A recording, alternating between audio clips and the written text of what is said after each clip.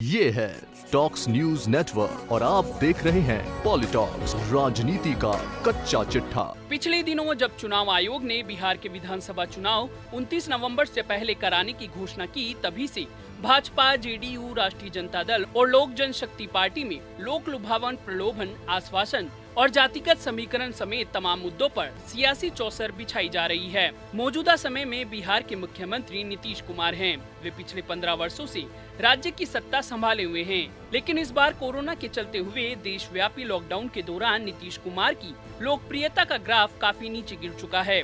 कारण बिहार के बाहर राज्यों में अपनी रोजी रोटी के लिए गया वो मजदूर वर्ग जो लॉकडाउन में लौटकर अपने घर आना चाहता था, लेकिन नीतीश ने शुरुआत में तो उनको राज्य में वापस लेने से ही मना कर दिया और बाद में लिया भी तो उन्हें जीवन यापन की सुविधाओं से काफी दिन महरूम रहना पड़ा।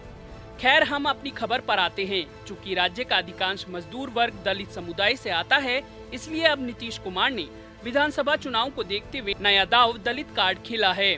वहीं सीएम नीतीश कुमार के इस सियासी हथकंडे की गूंज जब उत्तर प्रदेश तक पहुंची, तब दलितों की राजनीतिक ठेकेदार बसपा प्रमुख मायावती आग बबूला हो गई। मायावती बिहार के पिछले विधानसभा चुनाव की तरह इस बार भी सभी 243 सीटों पर अपने उम्मीदवार उतार रही है। वहीं मायावती की अब तक की राजनीति दलितों के इर्द गिर्द ही घूमती रही है। जब बिहार के मुख्यमंत्री नीतीश कुमार ने दलित वर्ग को रिझाने के लिए चुनावी हथकंडा अपनाया, तब मायावती से रहा नहीं गया। बसपा प्रमुख ने उत्तर प्रदेश से ही मुख्यमंत्री नीतीश पर ताबड़तोड़ हमले कर डाले। मायावती ने बिहार के दलितों को नीतीश कुमार से बचने के लिए आगाह भी कर दिया। आइए आपको बताते हैं नीतीश कुमार ने बिहार के दलितों को लेकर ऐसा कौन सा चुनावी कार्ड खेल दिया कि मायावती को उत्तर प्रदेश तक अपनी जमीन सरकने की चिंता सता गई।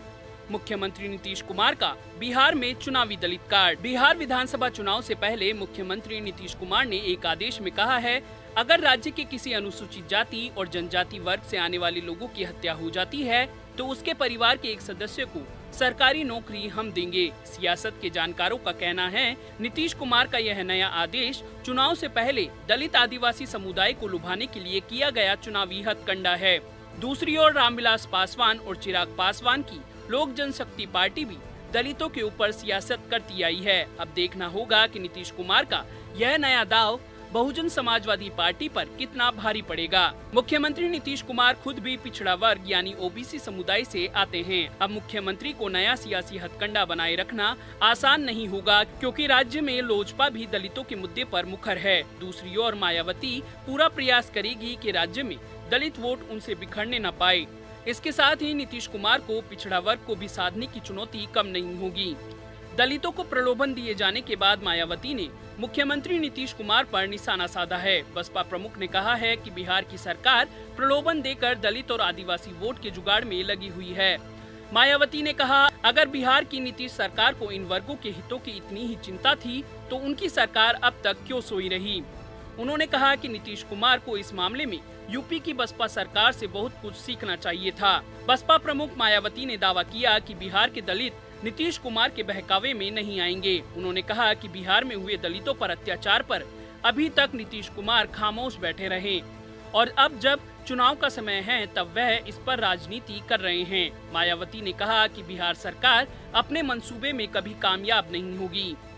बता दें कि मायावती ने बिहार चुनाव में सभी सीटों पर अकेले चुनाव लड़ने का ऐलान किया है। हालांकि उत्तर प्रदेश में 4 बार सत्ता पाने वाली बसपा बिहार में अभी तक अपनी जड़ें जमाने में कामयाब नहीं रही है। बसपा बिहार में कभी भी 2 अंकों में सीटें नहीं जीत सकी हैं, जबकि यहाँ 16% दलित मतदाता हैं। वहीं इस बार भी बहुजन समाज पार्टी के लिए बिहार में राह इतनी आसान नहीं होगी, क्योंकि बसपा को नीतीश के चुनावी दलित कार्ड के साथ साथ पासवान की लोक जनशक्ति पार्टी, पप्पू यादव की जाप और मांझी की हम पार्टी, जो कि दलित पहचान के रूप में जानी जाती है, उनसे भी टक्कर लेनी होगी। पॉलिटॉक्स ब्यूरो, बिहार। ये है टॉक्स न्यूज नेटवर्क और आप देख रहे हैं पॉलिटॉक्स, राजनीति का कच्चा चिट्ठा।